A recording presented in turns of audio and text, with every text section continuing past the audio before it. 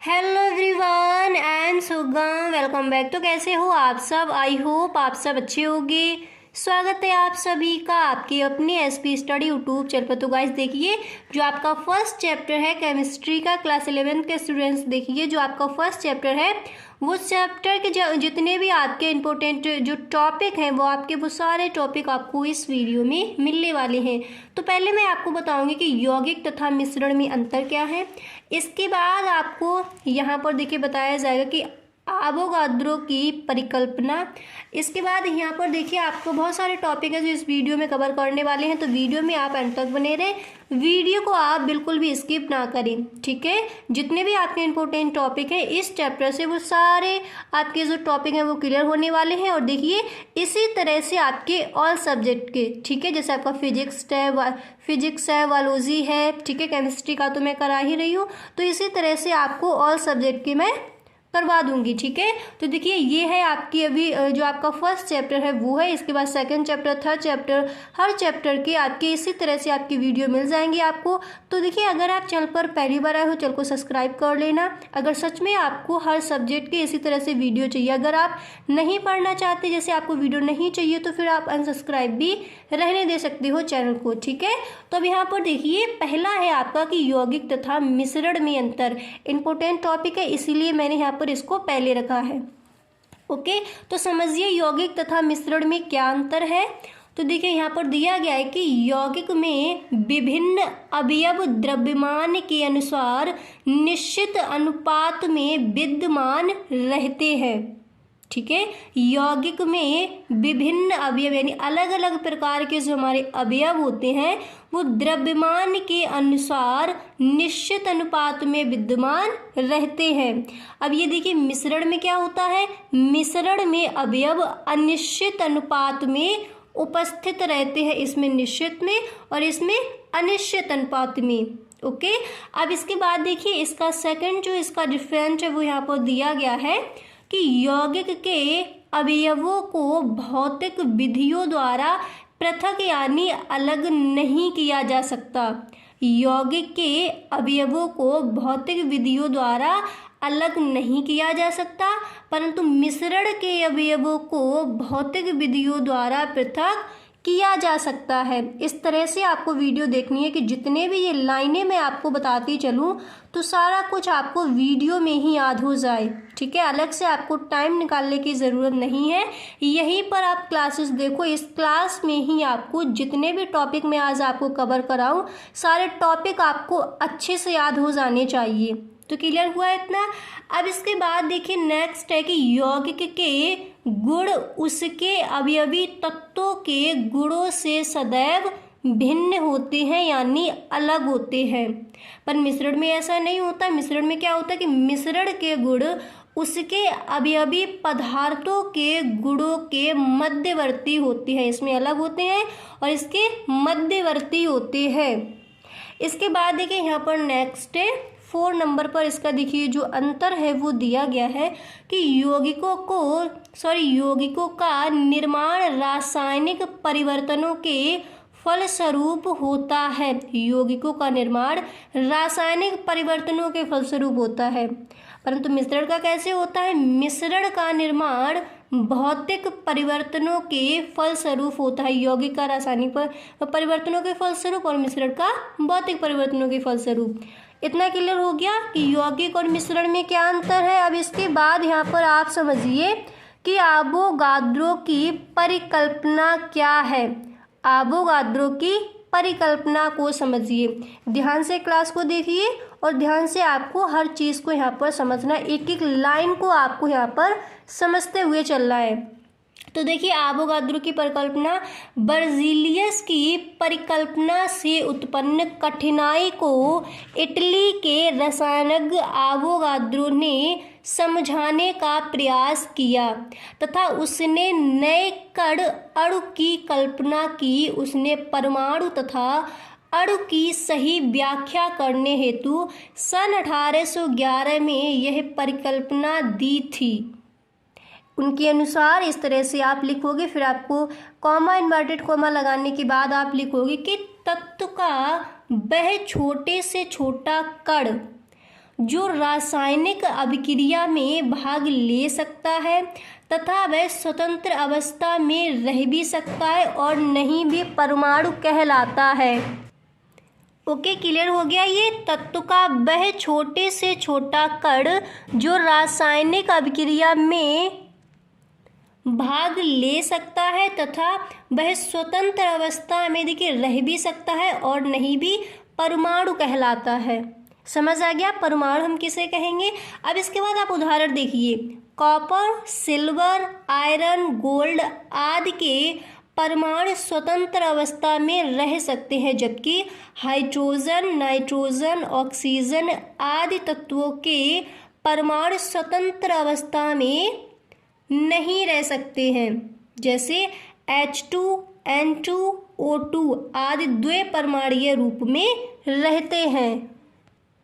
समझ आ गया, जैसे H2, N2, O2 आदि द्विपरमाणुीय रूप में रहते हैं।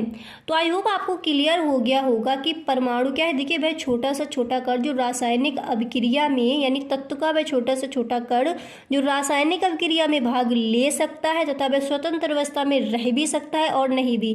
मैंने आपको एग्जाम्पल भी देकर बता दिया कौन कौन से आपके तत्व हैं जो स्वतंत्र अवस्था में रह सकते हैं और कौन कौन से आपके ऐसे तत्व हैं जो स्वतंत्र अवस्था में नहीं रह सकते, जो द्विपरमाणुीय रूप में रहते हैं। इतना यहाँ तक क्लियर हुआ। अब यहाँ पर इसके बाद देखिए बेटा, आप हेडिंग डालोगे, नेक्स्ट आपका टॉपिक है यहाँ पर आवोगाद्रो परिकल्पना के अनुप्रयोग। ओके, ये हेडिंग आपको डालनी है। फिर देखिए, इसमें दिया गया कि रसायन विज्ञान की मूल अवधारणाओं के विकास में इस परिकल्पना यानी नियम का महत्वपूर्ण योगदान रहा है। इसके बाद आपकी फर्स्ट हेडिंग पड़ेगी डाल्टन के परमाणु सिद्धांत के संशोधन में। इसमें आप लिखोगे कि आवोगाद्रो के नियम से डाल्टन ने परमाणुवाद की पुष्टि होती है। इसका संशोधित रूप निम्नवत है। फिर आपको पॉइंट बाय पॉइंट यहाँ पर देखिए दिया गया है, समझिए। एक एक लाइन को आपको इतने अच्छे से समझना है कि कभी भी आप भूल ना पाओ। तो यहाँ पर देखिए कि समस्त तत्व व यौगिक अणुओं से मिलकर बने होते हैं। समस्त तत्व, या फिर आप ऐसे कर लीजिए, यहाँ से आपको अच्छे से याद नहीं हो पा रहा तो आप ऐसे इतना याद कीजिए, यौगिक अणुओं से मिलकर बने होते हैं। ठीक है, और अणु स्वयं परमाणुओं से बने होते हैं। यही है डाल्टन के परमाणु सिद्धांत के संशोधन में ये जो आपकी बातें हैं वो लिखी गई। ये आवोगाद्रो परिकल्पना के अनुप्रयोग है। जो तत्व है, तत्व अणुओं से, तत्व व यौगिक अणुओं से मिलकर बने होते हैं और अणु स्वयं परमाणुओं से मिलकर बने होते हैं। अभी मैंने आपको बताया था कि परमाणु क्या है, आपने सीखा कि परमाणु की परिभाषा मैंने आपको बताई थी कि तत्व का वह छोटे से छोटा भाग, वह छोटे से छोटा कण जो रासायनिक अभिक्रिया में भाग ले सकता है और वह स्वतंत्र अवस्था में रह भी सकता है और नहीं भी, हमारा परमाणु कहलाता है। यही था परमाणु। अब इसके बाद देखिए यहाँ पर आपको नेक्स्ट पॉइंट ये याद करना है। नेक्स्ट पॉइंट इसका है कि तत्व के अणु एक ही प्रकार के परमाणुओं से और यौगिक के अणु अलग अलग प्रकार के परमाणुओं से मिलकर बने होते हैं। ओके, तत्व के अणु एक ही प्रकार के परमाणुओं से, यहाँ पर समझिए जो तत्व के अणु हैं वो एक प्रकार के परमाणुओं से और यौगिक के अणु अलग अलग प्रकार के परमाणुओं से मिलकर बने होते हैं। अणु के एक से यौगिक के अलग अलग प्रकार के परमाणु से मिलकर बने होते हैं। क्लियर हुआ। अब इसके बाद देखिए यहाँ पर नेक्स्ट आपको याद करना है कि परमाणु स्वतंत्र अवस्था में नहीं रहता। जो परमाणु है वह स्वतंत्र अवस्था में नहीं रहता है, किंतु यह रासायनिक अभिक्रिया में भाग लेता है। रासायनिक अभिक्रिया में भाग लेने वाले पदार्थों के अणु परमाणुओं में विभाजित हो जाते हैं जो फिर अभिक्रिया कर लेते हैं। क्लियर हुई ये लाइन।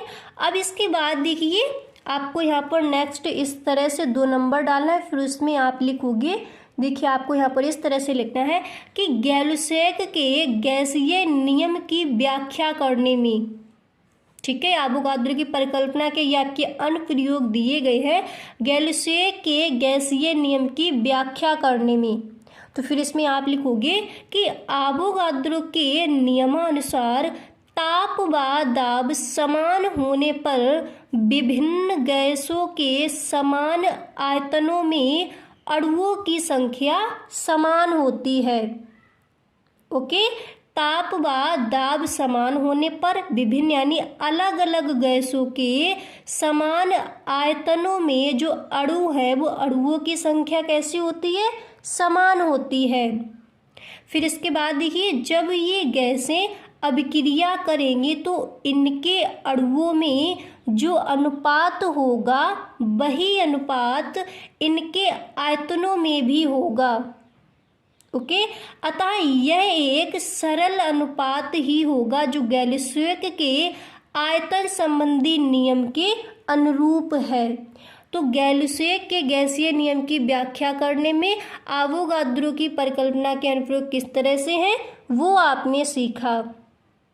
तो देखिए, आज आपने सीखा कि अवोगाद्रो की परिकल्पना के अनुप्रयोग क्या है, अवोगाद्रो की परिकल्पना क्या है, यौगिक तथा मिश्रण में अंतर क्या है। ठीक है, अब यहाँ पर आप समझिए, इस चैप्टर से आपका एक और टॉपिक है जो इम्पोर्टेंट है, वो है आपका डाल्टन का परमाणु सिद्धांत। तो यहाँ पर आप समझिए, देखिए वो वाला जो आपका टॉपिक है उसका वीडियोस मैं आपको अपलोड कर चुकी हूँ, उसका लिंक आपको डिस्क्रिप्शन बॉक्स में मिल जाएगा। बहुत ही इंपॉर्टेंट टॉपिक है, आपको भी पता है। डाल्टन का परमाणु सिद्धांत, डाल्टन के परमाणु सिद्धांत के अनुप्रयोग, तो इसके लिए मैं एक वीडियो आपका अपलोड कर चुकी हूँ। तो वो वीडियो आपको, या फिर देखिए आप डिस्क्रिप्शन बॉक्स चेक कर सकते हो, नहीं तो आप प्लेलिस्ट देख सकते हो।